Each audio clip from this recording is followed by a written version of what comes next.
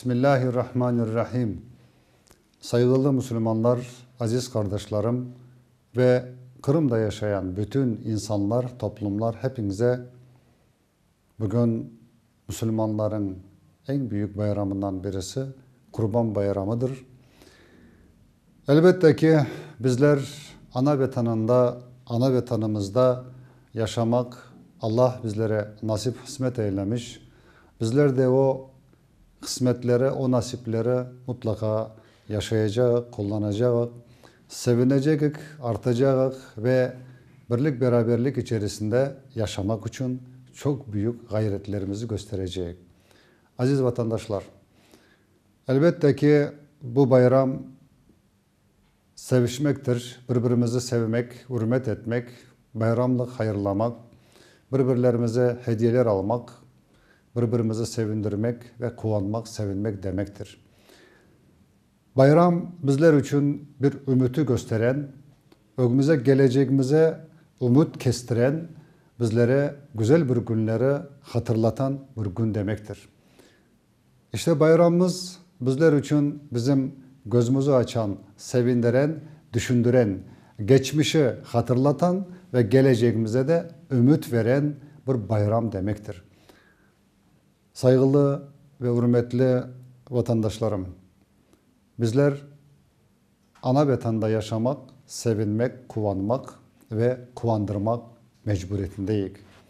Bizler ailelerimizin içindeki hürriyet, sevgi, bereket olması ve artması için hep hayret ederek, dua ederek, birlik beraberlikte çalışırız. Bunu yapamadığımız takdirde hiç olmasa düşünürük. Güzel düşünceler, güzel konuşmalar elimizden gelmedikte de düşünebilmemiz için bize kimse yasak etemez. İşte aziz kardeşler, bu bayram bütün İslam aleminin büyük bir bayramıdır. Hacılarımızın bu Kırım'dan giden oradaki mübarek topraklarda mekanımız için, vatanımız için, milletimiz için büyük hayır dualar yapmaktalar. İnşallah onların da kayıtıp gelmelerine göreceğiz, karşılayacağız, ozgaracağız. Saygılı ana babalarımıza ve önümüzden gelen, ardımızdan gelen gençlerimize nasihatlarım bu.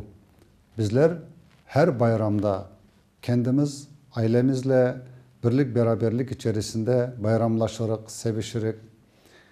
Benim sizlere için ricam İslamiyet'in bizlere verdiği, gösterdiği bir yolu, dinimizin yolu budur.